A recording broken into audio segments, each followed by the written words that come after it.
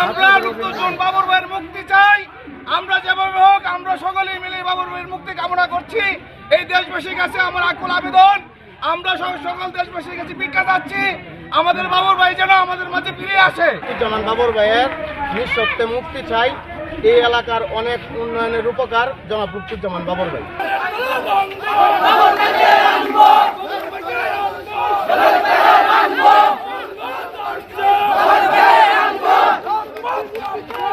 মোহনগঞ্জ উপজেলার ৬ নং ইউনিয়নের আজকে একটি মানববন্ধন করেছি মুক্তিজ্জামান বাবর ভাইয়ের মুক্তির দাবিতে এবং মোহনগঞ্জ উপজেলার সিংহপুরুষ মুক্তিজ্জামান বাবর ভাই, আমরা সকল নেতাবৃন্দ সকলে মিলে মুক্তি চাই।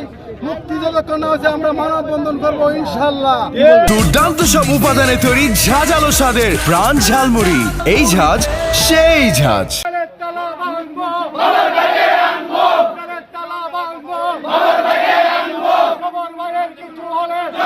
সাবেক সকল স্বরাষ্ট্রমন্ত্রী শেখ হাসিনার আতঙ্ক, ভারতের আতঙ্ক, এই আমাদের নেতাকে ভারতের নির্দেশে শেখ হাসিনা বিনা বিচারে 17 বছর জেল খাটিয়েছে। এই ভারত জানে যে ভারতের সাথে টেক্কা দিয়ে বাংলাদেশকে এগিয়ে নিতে হলে এই বাবরদের এই সম্ভব। এই যে কারণে বেগম খালেদা জিয়ার নেতৃবৃন্দের মধ্যে আমাদের নেতা এই বাবর সাহেবকে এই দীর্ঘদিন জেল খাটিয়েছে।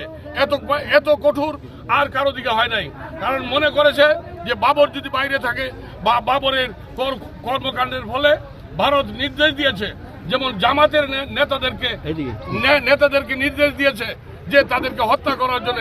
তাই এই জুডিশিয়াল কিলিং এর মাধ্যমে এই নেতাদেরকে হত্যা করেছে। যারাই ভারতের তাবেদারি করবে, যারা ভারতের দালালি করবে, তারা এই দেশে থাকবে, আর কেউ থাকতে পারবে না। আল্লাহর রহমত এই অবস্থাটির পরিবর্তন হয়েছে এবং আমাদের নেতাকে মুক্ত করা এই আমাদের এখন